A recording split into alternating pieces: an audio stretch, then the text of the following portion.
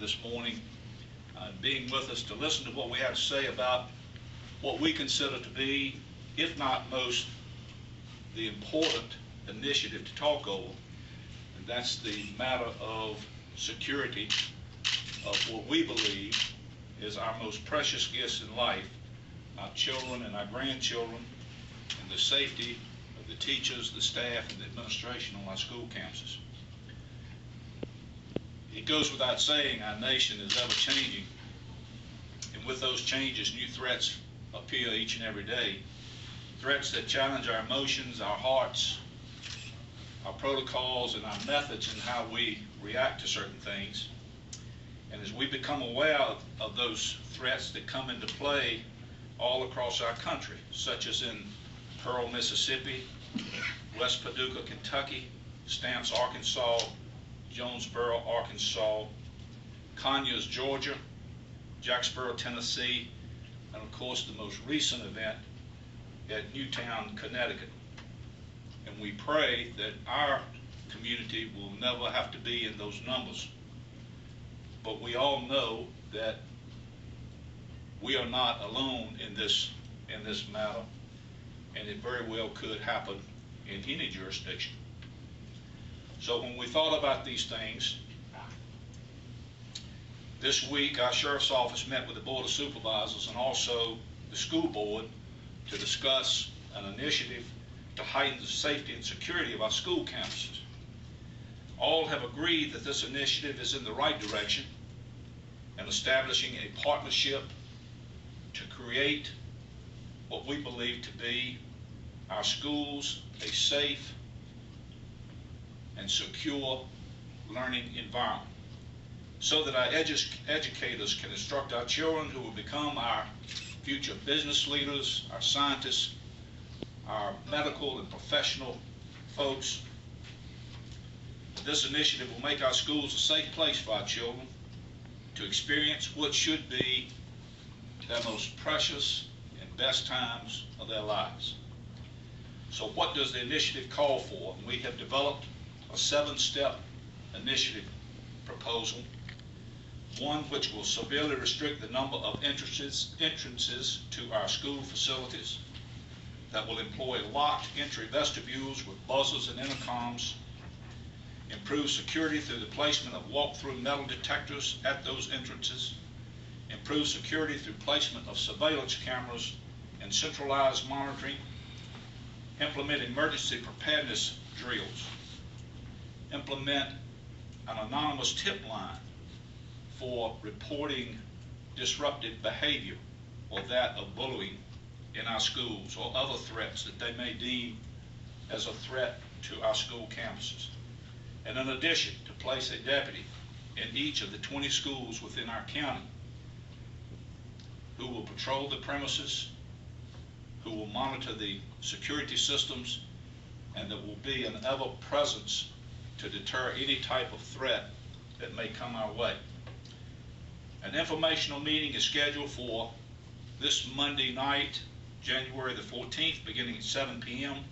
The meeting will be held at the Agricultural Center, just north of Chatham on 29.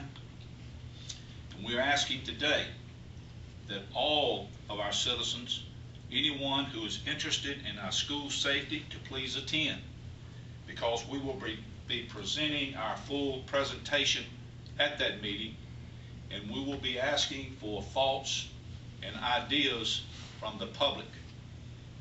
Members of both the Board of Supervisors and the school board, along with the Sheriff's Office personnel, will be attending that meeting.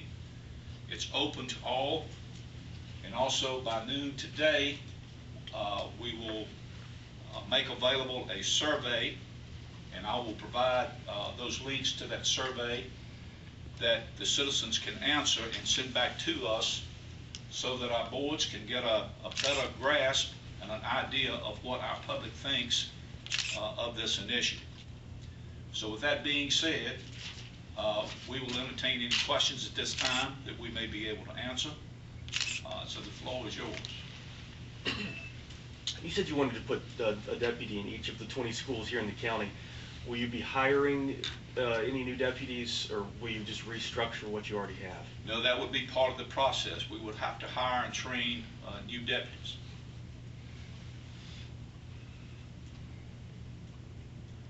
Any other questions? We would also like to invite the press to that meeting Monday night, and you all can come, and you may have more questions at that time of any of the board members or any of the sheriff's office personnel, and we welcome you to be there Monday night as well.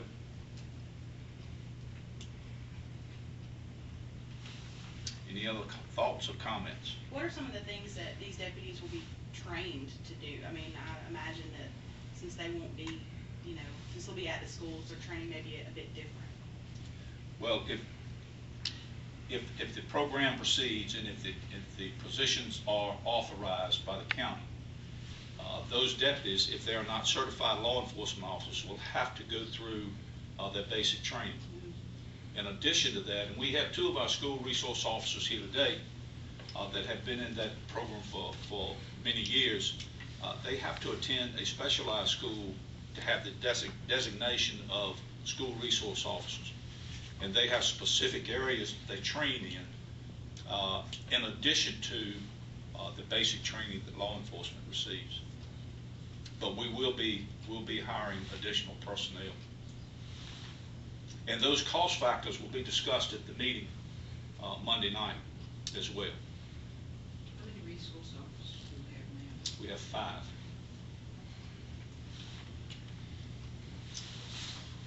Part of the salaries for the 5 we have are paid for by the sheriff's office and by the school.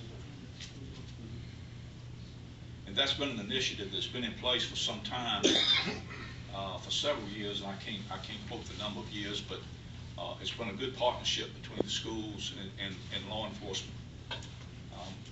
And in the interim, we have taken certain precautions now, pardon me, to fill that void between now and if this initiative is started.